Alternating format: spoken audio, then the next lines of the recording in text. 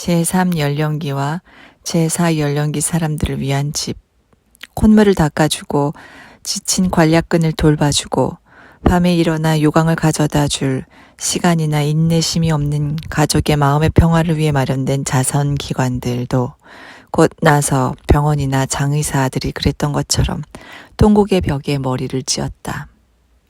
정당하게 평가를 하자면 우리는 그들이 봉착한 딜레마, 즉 계속 입주자를 받아들일 것이냐 말 것이냐 하는 딜레마가 공정성을 원칙으로 솜씨 좋게 미래를 계획하려는 모든 인적자원 관리자들에게 감당하기 어려운 숙제가 되었을 것이라는 사실을 인정해야 한다. 대체로 최종 결과는 이것이야말로 진짜 딜레마의 특징이지만 똑같았을 것이기 때문이다. 정맥주사와 자주색 리본이 달린 꽃다발을 애용하는 불만 많은 다른 업계 종사자들과 마찬가지로 제3연령기와 제4연령기 사람들을 위한 집도 지금까지는 삶과 죽음이 계속 이어지는 아무도 막을 수 없는 확고한 순환에 익숙했다. 누군가가 들어오면 누군가는 나갔다.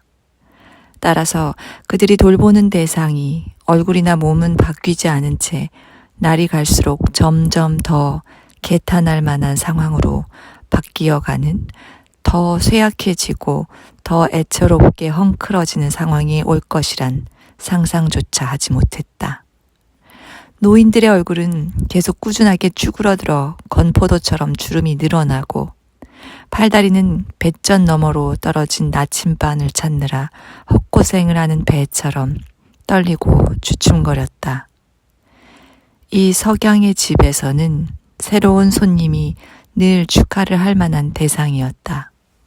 기억에 박아두어야 할 새로운 이름이 생긴다는 뜻이고, 외부 세계로부터 특수한 습관이 들어온다는 뜻이고, 혼자만 가지고 있는 엉뚱함이 따라온다는 뜻이었기 때문이다.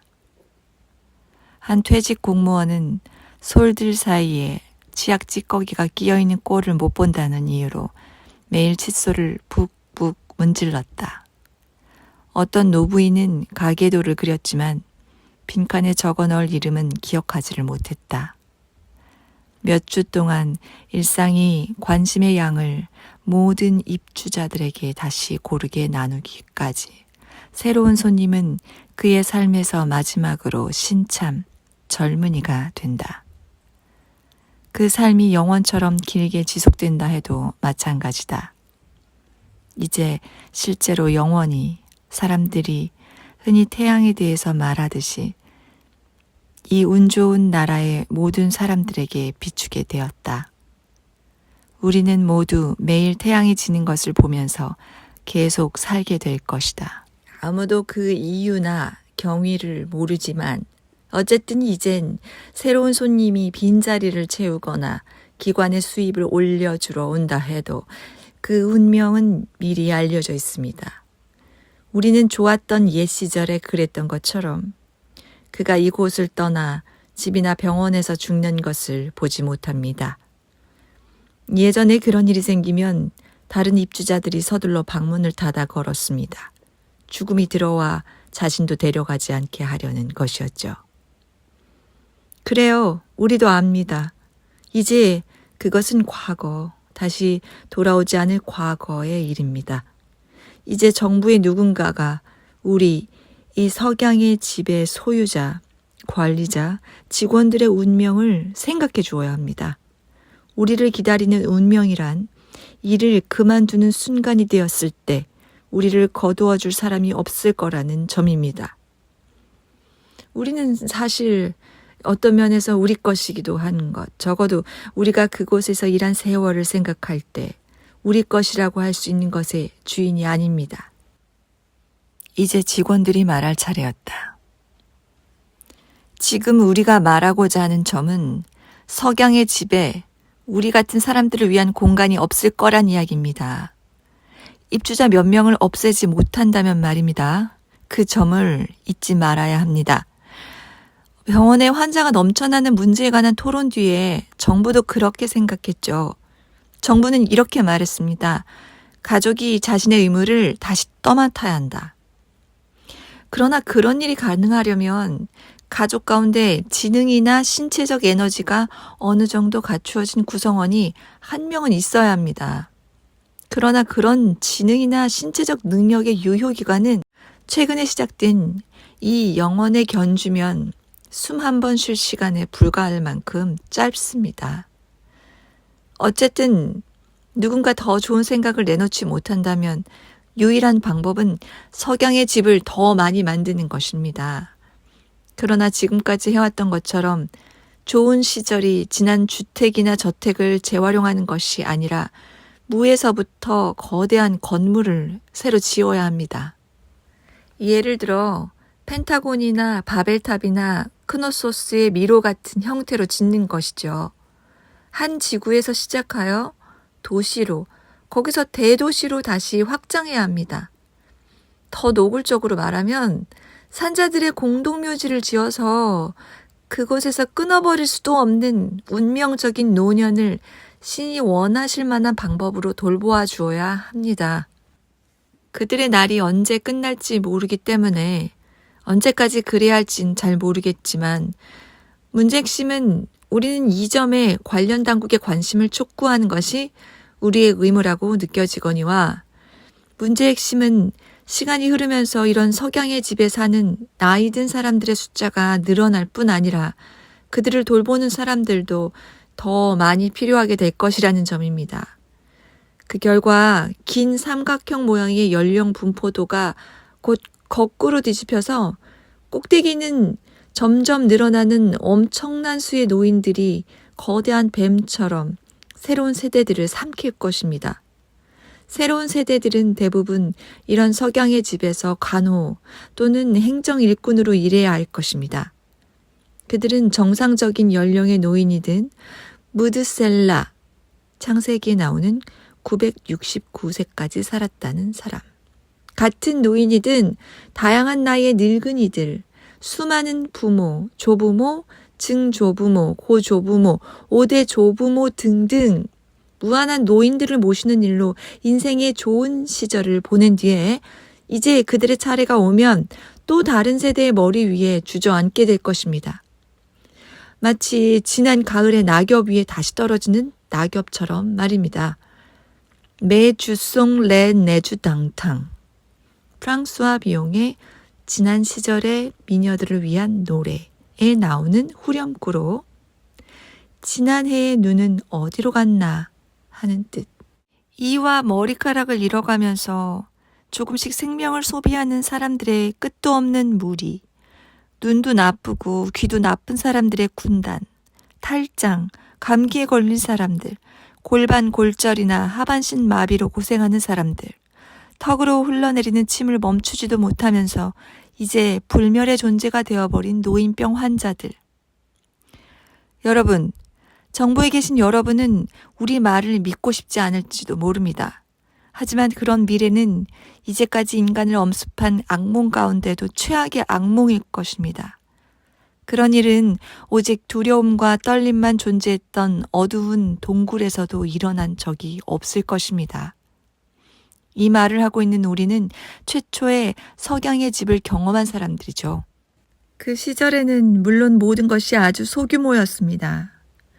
하지만 우리는 상상력을 발휘해야 합니다. 아주 솔직히 말해서 총리각하, 가슴에 손을 얹고 말하건대 그런 운명을 겪느니 차라리 죽음이 낫습니다.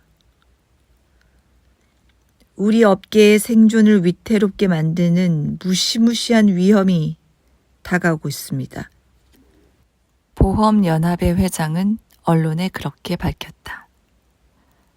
지난 며칠 동안 보험회사로 쏟아져 들어오고 있는 편지들. 마치 하나의 초안을 베낀 듯 대체로 똑같은 표현으로 작성된 수많은 편지들을 가리키는 말이었다. 이 편지들은 모두 편지를 쓴 사람의 생명보험 계약의 즉시 해지를 요구하고 있었다. 이 편지들은 죽음이 스스로 활동을 중단했다는 잘 알려진 사실을 고려할 때 아무런 보상의 기약도 없이 엄청난 보험금을 계속 내서 보험회사만 더 부자로 만들어주는 것은 완전히 멍청한 짓이라고까지는 말 못해도 불합리한 짓이라고는 말할 수 있다고 주장했다. 난 하수구에 돈을 쏟아부을 생각이 없소. 특히 불만이 많은 듯한 보험 계약자는 추신에 그렇게 적었다.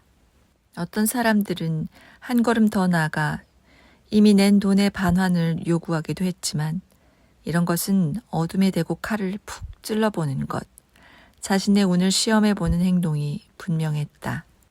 기자들이 던질 수밖에 없는 질문. 보험회사가 어떻게 이런 중화기의 갑작스런 일제 공격을 막아낼 것이냐 하는 질문에 연합회장은 이렇게 대답했다. 지금 이 순간 우리 법률 자문들이 보험 계약서의 작은 활자들을 꼼꼼히 살피고 있습니다. 물론 법은 글자 그대로 철저하게 지키면서도 이 이단적인 보험 계약자들이 설사 그들의 바람과는 다르다 해도 그들이 살아있는 동안, 그러니까 영원토록 보험료를 계속 지불해야 한다는 의무를 강요할 수 있는 해석상 구멍을 찾으려는 것이죠. 하지만 더 가능성이 높은 것은 합의, 신사협정에 이르는 것입니다. 그것은 아마 보험계약서에 짧은 추가 약정을 첨부하는 방식이 될 것입니다. 한쪽 눈으로는 현재 상황을 교정하는 쪽을 바라보면서 동시에 다른 쪽 눈으로 미래를 바라보는 추가 약정 말입니다. 다시 말해서 의무적인 사망 연령은 100세로 설정하는 내용이지요. 물론 비유적인 의미에서 그렇다는 것입니다. 회장은 얼른 마지막 말을 덧붙이며 자비롭게 웃음을 지었다. 이렇게 하면 보험회사는 정상적으로 보험료를 받고 행복한 보험 계약자는 100살 생일을 축하하는 날 이제 실질적으로 죽은 사람이 되었으므로 계약서에 명기된 금액 전액을 즉시 지급받을 수 있습니다. 회장은 또 덧붙였다. 만일 고객이 원한다면 다시 100년간 계약 갱신을 할 수 있다는 것도 큰 장점이 될 것입니다. 그 기간이 끝난 뒤에 그들은 다시 두 번째 죽음을 맞이하고 이전의 과정을 되풀이하게 되는 거예요. 그런 식으로 계속 이어나갈 수 있는 것이지요. 자신의 보험을 계산해 본 기자들이 감탄하며 웅성거렸고 잠깐 박수갈채가 터져 나오기도 했다. 회장은 잠깐 고개를 끄덕여 인사를 했다. 전략적으로나 전술적으로나 그 대응은 완벽했다.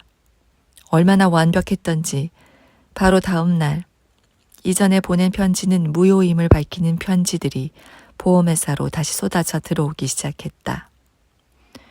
모든 보험 계약자들은 회장이 제안한 신사협정을 받아들일 준비가 되어 있다고 밝혔다. 한 사람은 심지어 전혀 과장의 기색 없이 이것이야말로 아무도 손해를 보지 않고 모두가 이익을 얻는 아주 드문 경우라고 말하기까지 했다. 특히 아슬아슬하게 파국을 피한 보험회사들이야말로 큰 이익을 얻은 셈이었다.